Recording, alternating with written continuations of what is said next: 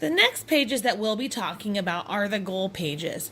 These pages will be very important to you because they will describe the skills that the student needs to work on. The goal pages are located towards the middle of the IEP. These pages tell you the skills the students work on when in the special education environment. These are the skills you may be asked to help collect data on. So the case manager may have you take data on copies of these pages, or they may have other pages, but the same goals will be described there.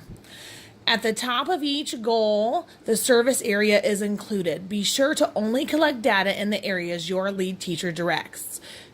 For instance, if you look here, it says area, basic reading.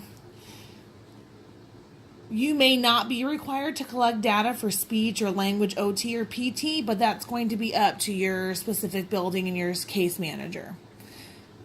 These pages show you how many times a quarter that we will take data on the goal. For example, it may be listed in the goal specifically. It may say something like 3 data days a quarter or 4 data days a quarter, or it may be listed like this where it says frequency and it says 3 data days a quarter. So that means at least 3 times a quarter we have to have data points for this specific goal. These pages also include the measurement tool that you will use to collect the data. For example, you could use work samples, portfolios. It could be just listed as data collection, scoring guides, an observation chart, especially if it's for behavior, reading record, checklist, other if they have another way they're collecting that, or curriculum-based assessments. You should work really closely with your lead teacher to ensure that you understand how to collect data on goals, as well as the measurement tool that you need to collect that data. So let's take a look at this goal. This student was working on increasing his ability to read 3-syllable words. This is in basic reading.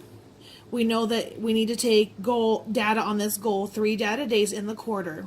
The student started out being able to read 7 out of 20 words.